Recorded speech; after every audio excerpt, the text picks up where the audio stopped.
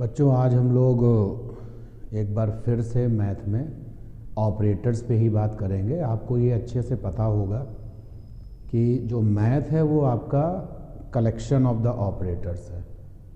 जब beginning of the math होता है तो हम प्लस वाले ऑपरेटर्स को पढ़ते हैं, नेगेटिव ऑपरेटर्स को पढ़ते हैं, फिर उसके बाद धीरे धीरे जैसे जैसे हम ग्रो करते हैं फिर मल्टीप्लिकेटिव ऑपरेटर आता है, फिर कुछ ऑपरेटर्स ऐसे आते हैं जो हम जो है 9th स्टैंडर्ड पे जाके पढ़ते हैं, जैसे ट्रिग्नोमेट्रिकल ऑपरेटर्स है, लॉग ऑपरेटर्स है।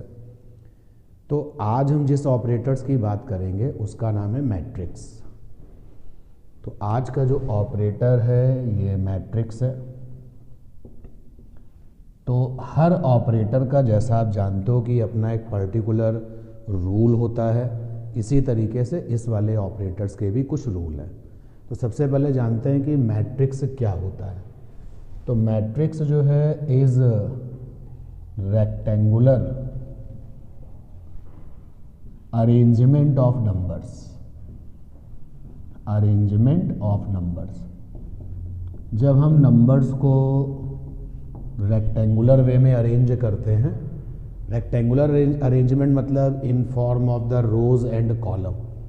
जैसे अगर हमारे पास में कुछ नंबर्स हैं, सपोज कर लो 0 है, उसके बाद हमारे पास में नंबर है 4, इसके बाद हमारे पास नंबर है 6, फिर एक नंबर है हमारे पास में 1 एंड माइनस का 5, माइनस का 3, again we have a number 10, 4, 6, number 9, 5, 2।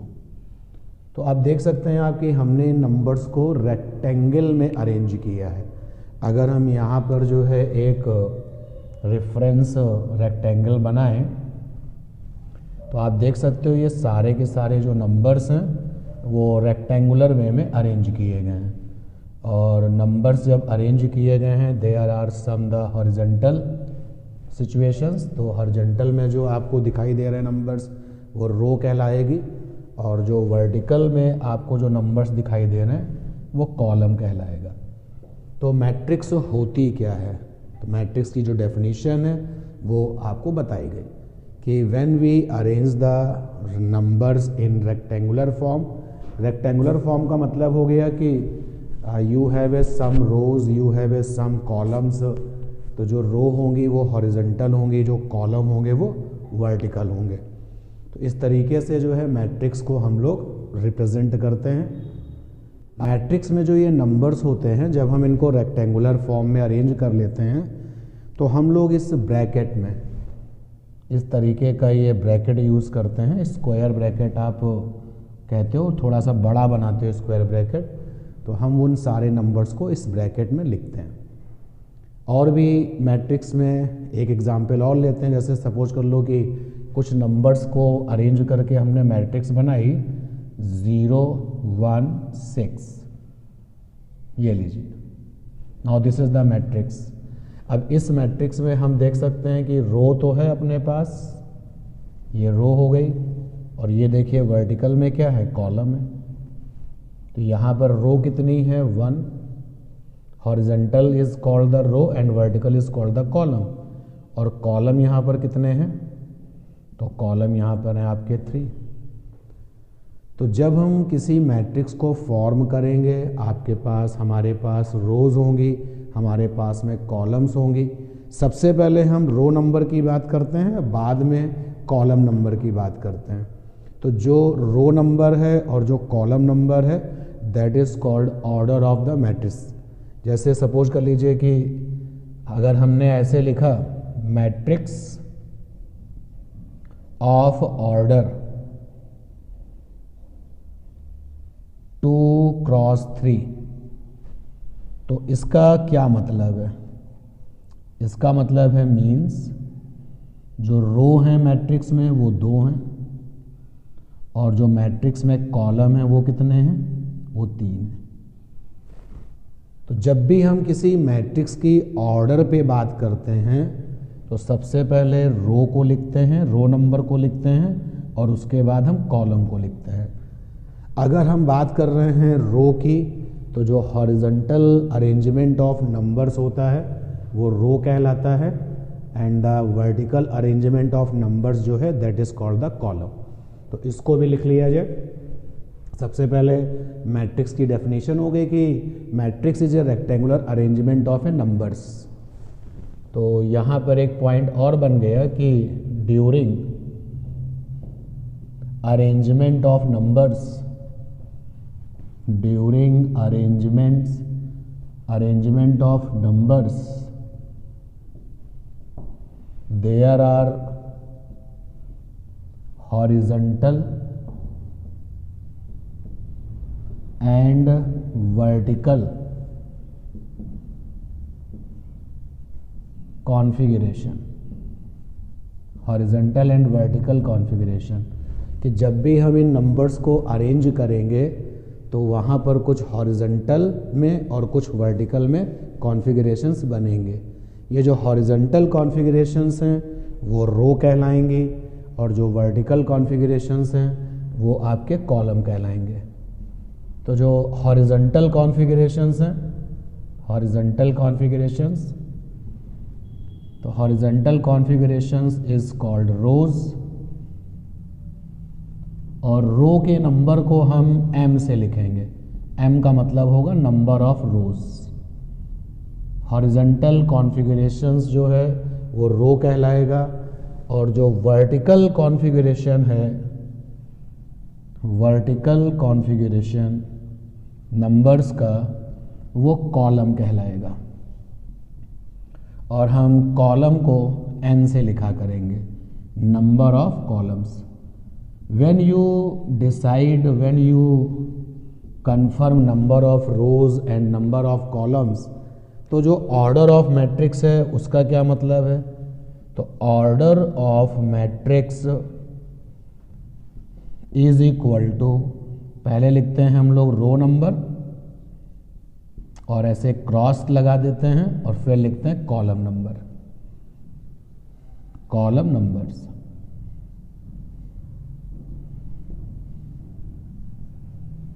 और यहां पर आपने जो है रोज के नंबर को m से लिखा है, कॉलम के नंबर को n से लिखा है, तो order will be m cross n। चलिए एक छोटा सा क्वेश्चन आपके लिए, कि स्टेटमेंट है कि मैट्रिक्स ऑफ ऑर्डर 5 क्रॉस 2, तो इसमें जो है इस स्टेटमेंट में हमने आपसे पूछा है रो नंबर कितना है, रोज कितनी हैं और कॉलम कितने हैं। तो सबसे पहले क्या लिखा होता है? रो का नंबर, उसके बाद क्या लिखा होता है? कॉलम का नंबर। तो ये आंसर हो गया कि रो इस मैट्रिक्स में 5 हैं और कॉलम इस मैट्रिक्स में 2 हैं। अच्छा, ये भी कंफर्म है कि मैट्रिक्स में हमको क्या मिलते हैं? तो हमको नंबर्स मिलते हैं। तो ये जो मैट्रिक्स में जो नंबर होते हैं उनको एलिमेंट्स कहते हैं, मैट्रिक्स के elements, also called the entry. तो एंट्री क्या होती है? इन मैट्रिक्स, जब भी कोई मैट्रिक्स बनती है तो करस्पॉन्डिंग नंबर्स जो कि रो और कॉलम में अरेंज होंगे, corresponding numbers in row and column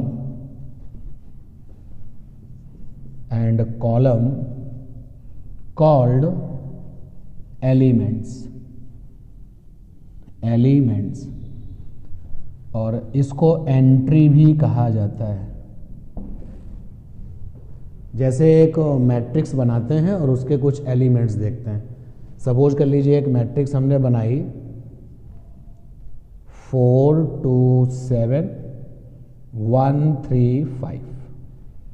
तो क्वेश्चन है आपसे कि इस मैट्रिक्स में रो कितनी है ये बताना है, कॉलम कितने हैं ये बताना है, और एलिमेंट्स कितने हैं ये बताने हैं। ये 3 पॉइंट आपके लिए। तो जो हॉरिजॉन्टल में है वो रो है, तो यहाँ पर कितने हॉरिजॉन्टल कॉन्फ़िगरेशन है? 2, पहला ये दूसरा ये, पहला ये और दूसरा ये। तो रो यहाँ पर 2 हैं, और कॉलम कितने हैं, तो वर्टिकल में देखो कितने कॉन्फ़िगरेशन है, 1 2 एंड 3।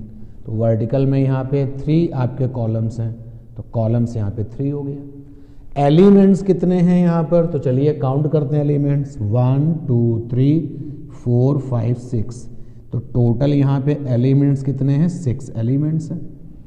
तो आप देखिए ना कि अगर रो और कॉलम का प्रोडक्ट कर दिया जाए, यहाँ पे रो कितने हैं 2 और कॉलम कितने हैं 3, तो 3 2 जा करें क्या मिलेगा 6। यानी जो किसी भी मैट्रिक्स में जो टोटल एलिमेंट्स होंगे उनको निकालने का तरीका आ गया कि total elements in a matrix, total elements in a matrix, total elements in matrix is equal to होगा रो का नंबर और इनटू में कॉलम का नंबर। तो ये प्रोडक्ट कर लीजिए, आपको एलिमेंट्स मिल जाएंगे। और एक छोटा सा क्वेश्चन लिया जाए कि किसी मैट्रिक्स में जब ऑर्डर देखा गया, एक मैट्रिक्स बनाते हैं पहले, ये एक मैट्रिक्स है 4 7 8 3 2 9 0 4 2, ये एक मैट्रिक्स है। तो क्वेश्चन बहुत सिंपल से हैं, अभी इंट्रोडक्टरी वाले हैं मैट्रिक्स के। हमने आपको ये मैट्रिक्स दी है और हमने पूछा है कि इसमें रो कितने हैं, इसमें कॉलम कितने हैं और इसमें कुल एलिमेंट्स कितने हैं। एलिमेंट्स ऑफ द मैट्रिक्सेस को एंट्री भी कहा जाता है, कुल कितनी एंट्रीज हैं। तो जो हॉरिजॉन्टल कॉन्फ़िगरेशन होता है, ये देखिए हॉरिजॉन्टल कॉन्फ़िगरेशन, वो रो कहलाता है। तो रो यहाँ पर 3 है और रो के नंबर को हम m से लिखते हैं। जो वर्टिकल कॉन्फ़िगरेशन होता है वो आपका कॉलम कहलाता है। तो वर्टिकल यहाँ पर हो गया 3, तो कॉलम के नंबर को हम 3 से लिखते हैं, n से लिखते हैं। ये डिसाइड हो चुका है कि रो के नंबर को हम m से लिखेंगे और कॉलम के नंबर को n से लिखेंगे। अब एलिमेंट्स कितने हैं, चलो गिनते हैं, 1 2 3 4 5 6 7 8 9। टोटल एलिमेंट्स हैं 9। तो एलिमेंट्स यहाँ पर 9 है। हम चाहते तो एलिमेंट्स के नंबर को यहाँ से भी निकाल सकते थे। Total elements in a matrix बराबर होता है रो का नंबर इनटू कॉलम का नंबर। तो रो का नंबर है 3, कॉलम का नंबर भी है 3, 3 3 9। तो ये टोटल आपके 9 एलिमेंट्स हो गए। तो बच्चों हम लोगों ने अभी तक जो है इस ऑपरेटर के कुछ मैट्रिक्स वाला जो ऑपरेटर था, इसके बहुत ही कुछ बेसिक से जो पॉइंट थे वो जान लिए। पहला हमने ये जाना कि मैट्रिक्स इज नॉट ए तोप, ये तोप नहीं होता बल्कि ये rectangular arrangement of the numbers होता है। पहली चीज़ तो ये जान ली। दूसरी चीज़ हमने ये जानी कि जब हम रेक्टेंगुलर अरेंजमेंट्स करेंगे मैट्रिसेस का, तो फिर वहाँ पर जो है हॉरिजॉन्टल जो कॉन्फ़िगरेशंस बनता है, हॉरिजॉन्टल कॉन्फ़िगरेशंस को रो कहते हैं और रो के नंबर को हम m से लिखेंगे, और जो वर्टिकल कॉन्फ़िगरेशन होता है उसको हम लोग n से लिखेंगे और उसको हम कॉलम कहते हैं। इसके बाद में रो इंटू कॉलम, रो का नंबर इंटू कॉलम का नंबर ऑर्डर कहलाता है। ऑर्डर बताते समय बच्चों जो है ये मल्टीप्लिकेशन नहीं किया जाता। जैसे अगर मुझे इस वाले एग्जाम्पल में ऑर्डर पूछा जाए, सपोज कर लो कि ये क्वेश्चन यहीं पर और बढ़ाते हैं, ऑर्डर बताइए, तो ऑर्डर क्या करेंगे, ऑर्डर क्या बताएंगे, सबसे पहले रो का नंबर और उसके बाद कॉलम का नंबर। यहाँ 3 3 9 मत कर देना। तो जब हम लोग मैट्रिक्स का ऑर्डर बताते हैं तो पहले रो नंबर और क्रॉस करके कॉलम नंबर, और हम यहाँ पर मल्टीप्लाई नहीं करेंगे, रो नंबर क्रॉस करके कॉलम नंबर। इसके बाद में फिर हम लोगों ने देखा कि किसी भी मैट्रिक्स में जो टोटल एलिमेंट्स होते हैं वो कैसे निकलते हैं। तो टोटल एलिमेंट्स निकालने का तरीका है कि हम ऑर्डर के जो ऑर्डर में रो वाला जो नंबर था और जो कॉलम नंबर था उनको अगर मल्टीप्लाई करके प्रोडक्ट ले लें तो बन जाएगा ऑर्डर, सॉरी बन जाएगा आपका टोटल एलिमेंट्स। अब किसी भी मैट्रिक्स में जो एलिमेंट है उसका जो प्लेस है उस प्लेस को कैसे पता करते हैं। जैसे एक मैट्रिक्स हम लेते हैं और ये मैट्रिक्स है 4 0 2 -1 3 6 1 0 5 4 3 -2 1 7 8 2। ये हमने एक मैट्रिक्स बनाई। तो मैट्रिक्स में जो एलिमेंट्स हैं उन एलिमेंट्स की पोजीशन को, उनकी जो अपनी प्लेस है, उनकी जो जगह है, उनका जो स्थान है, उसको कैसे बताते हैं। तो ज़रा ध्यान देना भैया आप लोग। For element in matrix, for element in matrix position is. अब पोजीशन के बाद हम क्या करते हैं, सबसे पहले हम बताते हैं रो का नंबर, रो नंबर बताते हैं, और उसके बाद फिर हम कॉलम नंबर बताते हैं, कॉलम नंबर, कि ये एलिमेंट इस रो पर है और इस कॉलम पर है। जैसे सपोज कर लीजिए हम इसके लिए बात करने वाले हैं, ये मुझे इसकी पोजीशन बतानी है। तो position of element, position of element 3, जिसको मैंने हाईलाइट किया उस पर बात हो रही है, 3 इज। अब देखिए पोजीशन कैसे बताएंगे, पहले रो का नंबर बताएंगे फिर कॉलम का नंबर बताएंगे। तो देखिए ये तो रो नंबर 1 हो गई, ये रो नंबर 2 हो गई,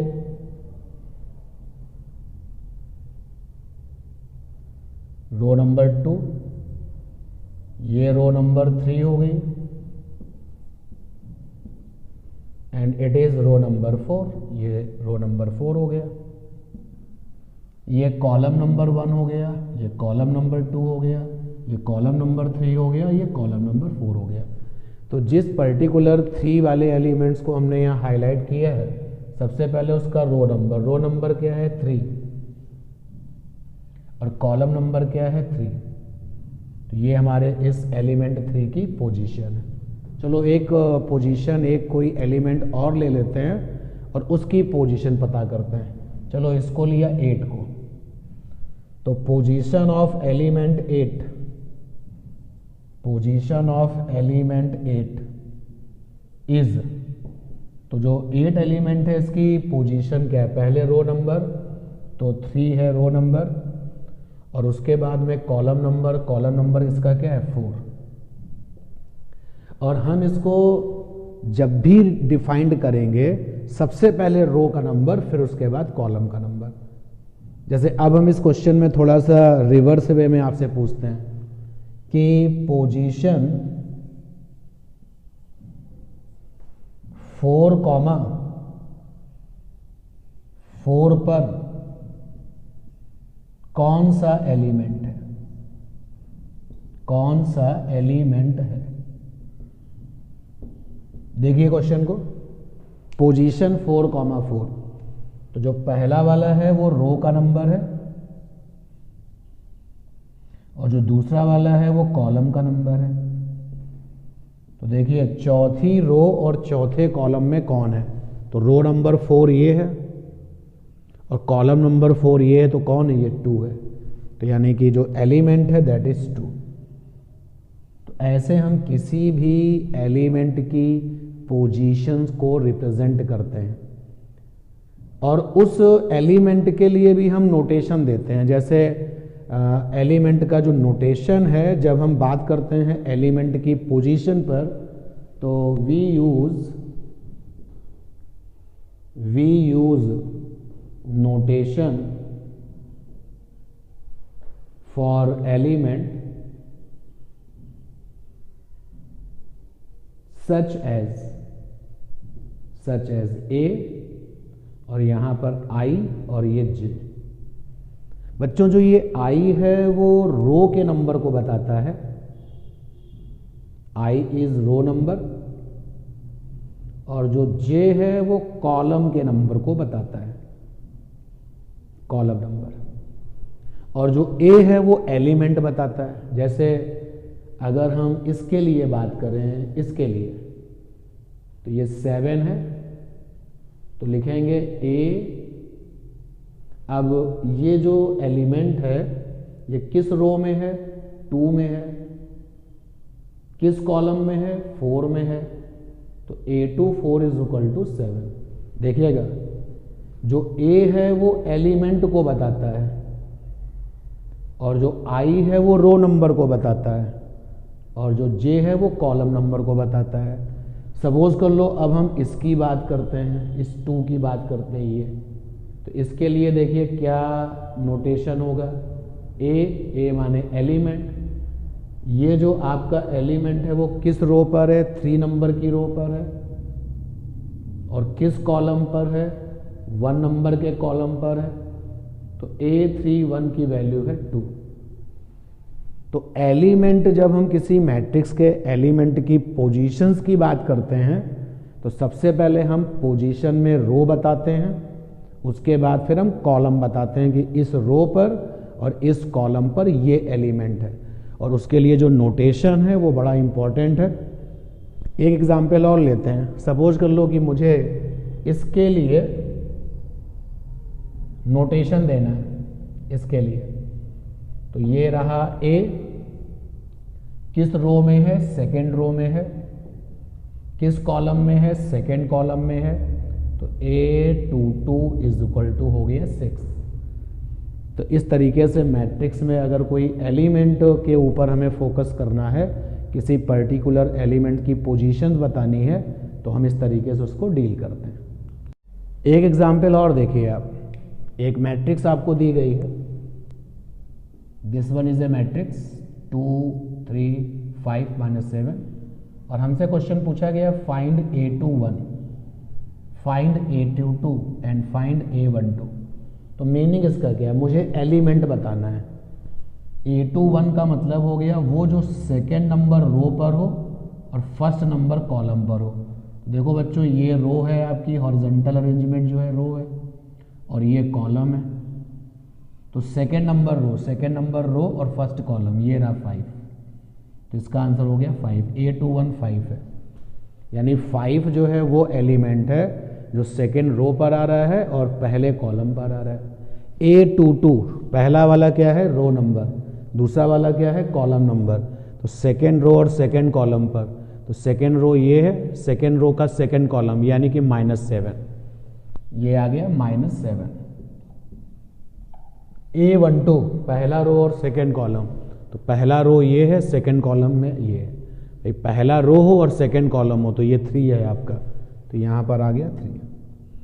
तो इस तरीके से आप मैट्रिक्स के जो ये बेसिक से पॉइंट हैं इनको आप जान गए। मैं एक बार फिर से बताऊं, बिगिनिंग ऑफ द मैट्रिक्स में सबसे पहले मैट्रिक्स की डेफिनेशन थी कि it is not a extraordinary thing, ये कोई बहुत अजीब सी चीज़ नहीं है। सिंपली जब हम नंबर्स को रेक्टेंगुलर वे में अरेंज करते हैं तो जो सिचुएशंस तैयार होती है, जो सिस्टम तैयार होता है वो मैट्रिक्स कहलाता है, और हम उस अरेंजमेंट को स्क्वायर ब्रैकेट में लिखते हैं। इसके बाद में जितनी रो होती हैं, पहले रो की बात करते हैं, जो हॉरिजॉन्टल कॉन्फ़िगरेशंस होते हैं नंबर के वो रो कहलाते हैं, जो वर्टिकल कॉन्फ़िगरेशंस होते हैं these are called the columns. तो हम ऑर्डर जब बताते हैं कि मैट्रिक्स का ऑर्डर क्या है, तो सबसे पहले लेते हैं रो का नंबर, उसके बाद कॉलम का नंबर। रो के नंबर को हमने m से लिखा, कॉलम के नंबर को हमने n से लिखा। फाइनली फिर हमने देखा कि टोटल कितने एलिमेंट्स हैं, तो जो m और n का जो प्रोडक्ट होता है, वो जो रिजल्ट आता है प्रोडक्ट होकर के, वो एलिमेंट्स का नंबर होता है। फिर इसके बाद में किसी भी एलिमेंट की पोजीशंस के लिए बात करते हैं, तो जब हम मैट्रिक्स में किसी एलिमेंट की पोजीशंस पर बात करते हैं तो ये देखते हैं कि वो किस रो पर है और किस कॉलम पर है। सीक्वेंस बच्चों आप बदलोगे नहीं, पहले रो का नंबर फिर कॉलम का नंबर, कि इस रो और इस कॉलम पर ये एलिमेंट है। लिखने का तरीका है ए और बेस में IJ, I माने रो का नंबर, J माने कॉलम का नंबर। अब बात करते हैं टाइप ऑफ मैट्रिसेस की। कोई भी जो मैट्रिक्स है, 2 या 2 से ज़्यादा मैट्रिसेस हमारे पास में हैं, तो सबसे पहले है इक्वल मैट्रिक्स क्या होती है। इक्वल मैट्रिक्स, इक्वल मैट्रिक्स का मतलब हो गया कि अगर आपके पास में दो या दो से ज़्यादा ऐसी मैट्रिसेस हैं जिनके ऑर्डर सेम है और करस्पॉन्डिंग एलिमेंट सेम है। दो बातें ध्यान देना। Equal matrix are such matrices which having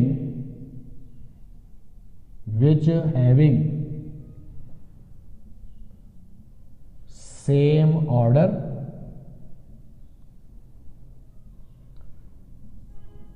same corresponding elements, जैसे एक मैट्रिक्स हमने बनाई 0 1 6 2, कैपिटल ए से इसको लिख दिया। एक मैट्रिक्स हमने बनाई 0 1 6 एंड 2, तो क्या ये दोनों इक्वल मैट्रिसेस हैं? चेक करते हैं। इसका ऑर्डर क्या है? ए का, पहले रो का नंबर, उसके बाद कॉलम का नंबर। तो ऊपर वाली जो ए मैट्रिक्स है उसका ऑर्डर है 2 क्रॉस 2, और बी वाले का जो ऑर्डर है वो कितना है? 2 क्रॉस 2, पहले रो का नंबर फिर कॉलम का नंबर। तो ऑर्डर तो सेम हो गए भाई। क्या करस्पॉन्डिंग एलिमेंट्स भी सेम है? जैसे इस वाले मैट्रिक्स के इस पोजीशन पर 0 है, तो देखो दूसरी मैट्रिक्स के भी इस पोजीशन पर 0 है। फिर इस वाली पोजीशन पर 1 है, और तो यहाँ पर भी 1 है। पोजीशंस मतलब वही जो एलिमेंट्स की पोजीशंस थी। जैसे ये देखो, दूसरी रो और पहले कॉलम में 6 है। ये 6 कहाँ पर है? दूसरी नंबर की रो है और पहले नंबर का कॉलम है। तो यहाँ पर भी देखो दूसरी नंबर की रो और पहले नंबर के कॉलम में क्या है? 6 है। सिमिलरली ये क्या है? दूसरी रो और दूसरे कॉलम पे क्या है? 2 है। सिमिलरली यहाँ पर भी दूसरी रो दूसरे कॉलम पर क्या है? 2 है। तो इन दोनों मैट्रिसेस को इक्वल कहना पड़ेगा, क्योंकि इनका ऑर्डर भी सेम है और इनका जो करस्पॉन्डिंग एलिमेंट्स है वो भी सेम है। और एक एग्जांपल लेते हैं। हमारे पास में एक मैट्रिक्स है ए 3 1 2 x y z, दूसरी मैट्रिक्स है बी 3 1 2 x y z। क्या ये इक्वल है? Now check the situation of equal matrix. सबसे पहला काम है कि ऑर्डर सेम होना चाहिए। तो इस वाले का जो ऑर्डर है वो है 2 क्रॉस 3। बच्चों, पहले रो का नंबर, कितनी रो हैं? 2 रो हैं। फिर उसके बाद कॉलम का नंबर, कितने कॉलम है? 3 कॉलम है। और इसका जरा देखें ऑर्डर क्या है? 2 क्रॉस 3। इसका भी 2 क्रॉस 3 ऑर्डर है, क्योंकि यहाँ पर भी 2 आपकी रो हैं और 3 कॉलम है।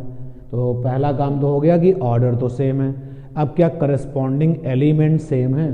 तो आप देख सकते हैं कि करस्पॉन्डिंग एलिमेंट्स भी सेम है। हाँ, ये दोनों की दोनों मैट्रिसेस जो हैं वो इक्वल हैं। तो इक्वल मैट्रिक्स की जो डेफिनेशन है वो आपकी कंप्लीट हुई। इक्वल मैट्रिक्स के बाद में फिर है आपका स्क्वायर मैट्रिक्स। स्क्वायर मैट्रिक्स क्या होता है? जब किसी मैट्रिक्स के रो और कॉलम आपस में इक्वल हो जाते हैं तो वो स्क्वायर मैट्रिक्स कहलाती है। स्क्वायर मैट्रिक्स, मैट्रिक्स को स्क्वायर मैट्रिक्स कब कहा जाता है? तो square matrix is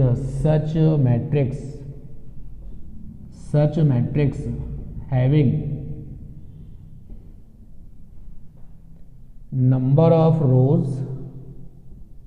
number of row को हम m से लिखते थे, और is equal to number of columns, number of columns को हम लोग n से लिखते थे। तो अगर किसी मैट्रिक्स की रो और कॉलम आप ऑर्डर जो है उनका m क्रॉस n होता है, तो अगर ऑर्डर में रो और कॉलम का नंबर सेम है तो ये कहलाता है स्क्वायर मैट्रिक्स। जैसे फॉर एग्जांपल हमारे पास में है 2 - 1 0 3, ये एक मैट्रिक्स है। क्या ये स्क्वायर है? चेक करते हैं। ऑर्डर कैसे लिखा जाता है? ऑर्डर लिखा जाता है m क्रॉस n से। तो यहाँ पे m क्या है, m माने रो का नंबर, रो यहाँ पे 2 है। n क्या है, कॉलम का नंबर, कॉलम यहाँ पे कितने हैं, 2 है। तो रो और कॉलम आपस में इक्वल हैं, रो का नंबर और कॉलम का नंबर आपस में इक्वल है, इसलिए ये जो है स्क्वायर मैट्रिक्स है। तो आंसर हो गया कि this one is a square matrix. और एक एग्जांपल लेते हैं, 1 0 0 एक मैट्रिक्स है, 1 0 0 2 1 4 3 4 7। मान लेते हैं इस मैट्रिक्स को हमने बी से लिखा, पूछा गया है कि क्या ये एक स्क्वायर मैट्रिक्स है। Now check the situation. तो मैट्रिक्स के ऑर्डर को हम लोग लिखते हैं m cross n, m cross n। अब m क्या है, रो का नंबर, कितनी रो हैं यहाँ पे, 3 रो हैं। कॉलम कितने हैं, वहाँ पर भी 3 कॉलम हैं। क्योंकि यहाँ पर रो का नंबर और कॉलम का नंबर इक्वल है, इसलिए ये मैट्रिक्स कैसी है, स्क्वायर मैट्रिक्स है। स्क्वायर मैट्रिक्स से जुड़ा हुआ एक पॉइंट और है कि स्क्वायर मैट्रिक्स में जो लेफ्ट साइड का अपर कॉर्नर है और जो राइट साइड का बॉटम वाला कॉर्नर है, उसको अगर हम मिलाएं तो एक डायगोनल बनेगा। तो उस डायगोनल में जो, उस डायगोनल को हम लोग प्रिंसिपल डायगोनल कहते हैं, और उस डायगोनल के जो एलिमेंट्स हैं वो डायगोनल एलिमेंट्स कहलाते हैं। जैसे हम एक स्क्वायर मैट्रिक्स बनाते हैं, 4 6 7 0 10 12 13 15 17, ये एक स्क्वायर मैट्रिक्स है। आप चेक कर सकते हो कि ये स्क्वायर मैट्रिक्स है कि नहीं है। ये स्क्वायर मैट्रिक्स है, मान लेते हैं इसका नाम A। तो इस स्क्वायर मैट्रिक्स में लेफ्ट में टॉप, लेफ्ट में टॉप, ये हो गया टॉप, और राइट में बॉटम, ये हो गया बॉटम। तो टॉप से बॉटम तक आप चलेंगे तो ये कहलाता है प्रिंसिपल, इसको हम लोग बोलते हैं principal diagonal, that is called the principal diagonal. और अगर हम लोग जो है इसके एलिमेंट्स की बात करें, ये जो एलिमेंट्स है इसकी अगर हम बात करें, तो जो एलिमेंट्स इसके हैं डायगोनल के, वो डायगोनल एलिमेंट्स कहलाते हैं। तो प्रिंसिपल डायगोनल क्या होता है और डायगोनल एलिमेंट्स क्या होते हैं, क्या डेफिनेशन बनेगी, प्रिंसिपल डायगोनल, प्रिंसिपल डायगोनल क्या होता है, स्क्वायर मैट्रिक्स से जुड़ा हुआ ये फीचर है। और डायगोनल एलिमेंट्स क्या होते हैं, डायगोनल एलिमेंट्स क्या होते हैं। तो प्रिंसिपल डायगोनल क्या होता है, स्क्वायर मैट्रिक्स में, इन square matrix, in square matrix from left top to right bottom is called principal diagonal, is called principal diagonal। तो जो लेफ्ट का टॉप है और जो राइट का बॉटम है, वहां से आप चलिए तो आपको मिलेगा प्रिंसिपल डायगोनल। तो देखो लेफ्ट के टॉप से और राइट के बॉटम तक चलिए, तो in square matrix from left top to right bottom is called the principal diagonal. और प्रिंसिपल डायगोनल के जो करस्पॉन्डिंग एलिमेंट्स हैं वो डायगोनल एलिमेंट्स कहलाते हैं। तो elements of principal diagonal is called diagonal elements, diagonal elements. This is a special features related with square matrix. ये सभी में नहीं होता है, ये फीचर जो है केवल स्क्वायर मैट्रिक्स में हो रहा है, स्क्वायर मैट्रिक्स से रिलेटेड है। और इसी से जुड़ा हुआ एक पॉइंट और है कि अगर किसी स्क्वायर मैट्रिक्स के सारे के सारे डायगोनल एलिमेंट्स 1 हो और बाकी के सारे एलिमेंट्स 0 हो तो उसको बोलते हैं आइडेंटिटी मैट्रिक्स। आइडेंटिटी मैट्रिक्स की जो डेफिनेशन है उसको फिर से ध्यान से सुनो। ये एक स्क्वायर मैट्रिक्स होती है, इस मैट्रिक्स के जो डायगोनल एलिमेंट्स होते हैं वो 1 होते हैं और बाकी के जो एलिमेंट्स हैं वो 0 होते हैं, उसको हम लोग यूनिट मैट्रिक्स भी कहते हैं। तो अपने पास में एक और इसी से जुड़ा हुआ फीचर्स है आइडेंटिटी या फिर यूनिट मैट्रिक्स। इस मैट्रिक्स को जब हम रिप्रेजेंट करते हैं तो सिंबल आई से रिप्रेजेंट करते हैं। क्या इसकी डेफिनेशन है?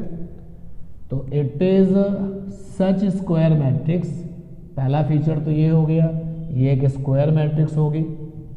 It is such square matrix for which all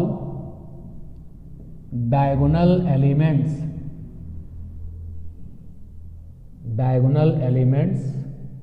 is equal to 1 and all other elements is equal to 0।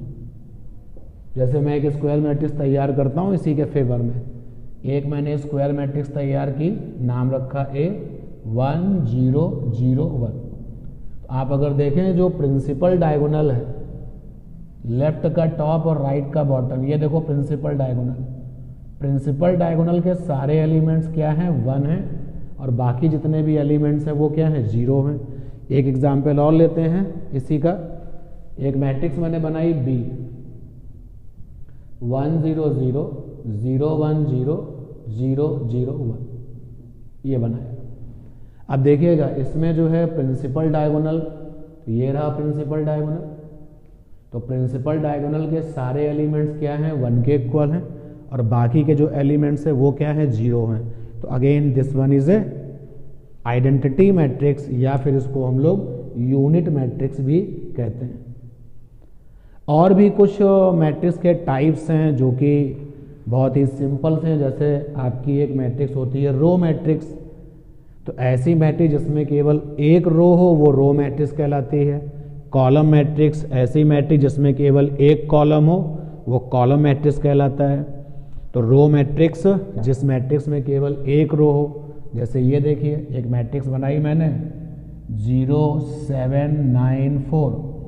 आप सब लोग देखें, बताइए इस मैट्रिक्स में रो कितनी है? तो आंसर है रो 1 है। कॉलम कितने हैं? कॉलम तो यहाँ पे 4 है। वर्टिकल में चलेंगे तो कॉलम है, हॉरिजॉन्टल चलेंगे तो रो है। तो इस वाली मैट्रिक्स का नाम हो गया रो मैट्रिक्स। Row matrix. तो जब किसी मैट्रिक्स में केवल एक रो होती है तो फिर हमारे पास में वो रो मैट्रिक्स बन जाती है। इसी तरीके से एक कॉलम की मैट्रिक्स, जैसे एक मैट्रिक्स बनाई मैंने B और वो ऐसी बनी है 4 7 8 2। ये आप देखो जरा इस मैट्रिक्स में कॉलम कितने हैं? तो आंसर है कॉलम तो एक ही है, इसलिए इस मैट्रिक्स का नाम है कॉलम मैट्रिक्स। Column matrix. तो column matrix having only 1 column and row matrix having only 1 row. तो ये आपकी हो गई कॉलम मैट्रिक्स और रो मैट्रिक्स। जीरो मैट्रिक्स या नल मैट्रिक्स क्या कहलाती है? जिस मैट्रिक्स के सारे एलिमेंट्स 0 होते हैं उसे हम लोग जीरो मैट्रिक्स या फिर नल मैट्रिक्स कहते हैं। जीरो मैट्रिक्स या नल मैट्रिक्स क्या कहलाती है? ऐसी मैट्रिक्स जिसके सारे के सारे एलिमेंट 0 हो वो आपकी जीरो मैट्रिक्स कहलाएगी। जीरो, इसको नल मैट्रिक्स भी कहा जाता है। तो जीरो या नल मैट्रिक्स क्या होती है? मैट्रिक्स in which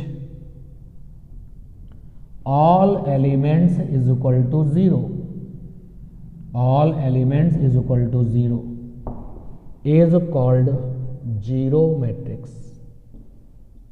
तो मैट्रिक्स एक ऑपरेटर है और इस ऑपरेटर का हम लोग इस समय इंट्रोडक्शन कर रहे हैं जो कि अब पूरा हो चुका है। तो मैट्रिक्स एक ऑपरेटर है। इस ऑपरेटर के क्या रूल हैं अभी सब तो हुए नहीं है, लेकिन कुछ तो हम लोगों ने इंट्रोडक्शन में सीख ही लिया है कि मैट्रिक्स का मतलब हो गया arrangement of the numbers in the rectangular way. तो जब हम नंबर्स को रेक्टेंगुलर तरीके से अरेंज कर देते हैं तो वो बन जाती है मैट्रिक्स। स्क्वायर वाले ब्रैकेट में लिखते हैं, बड़ा सा स्क्वायर ब्रैकेट बनाते हैं। इसके बाद में जो ये काम करने पर जो हॉरिजॉन्टल कॉन्फ़िगरेशंस नंबर का तैयार होता है that is called the row, और जो वर्टिकल कॉन्फ़िगरेशंस तैयार होता है that is called the column. और जो रो का नंबर है फिर क्रॉस करके फिर जो आपका कॉलम का नंबर है, रो के नंबर को m से, कॉलम के नंबर को n से, तो ये ऑर्डर ऑफ द मैट्रिक्स कहलाता है। आफ्टर दैट किसी भी मैट्रिक्स में जब हम किसी एलिमेंट की पोजीशंस बताते हैं तो सबसे पहले बताते हैं कि किस रो में है, उसके बाद बताते हैं किस कॉलम पर है, और उसको नोटेशन भी आपको दिखाया बताया। इसके बाद में फिर हम लोगों ने ये जब मैट्रिक्स की ABCD कर ली, फिर हमारे पास में टाइप्स ऑफ मैट्रिक्स था। तो टाइप ऑफ मैट्रिक्स में हमारे पास में आइडेंटिटी मैट्रिक्स थी, टाइप ऑफ मैट्रिक्स में हमारे पास में स्क्वायर मैट्रिक्स है, नल मैट्रिक्स है, और उसके बाद में फिर आपकी इक्वल मैट्रिक्स है। तो ये सारी डेफिनेशंस हम लोगों ने की। तो these all are the basics of the matrix. इनको आना चाहिए अगर हमें मैट्रिक्स में आगे की पढ़ाई करनी है तो।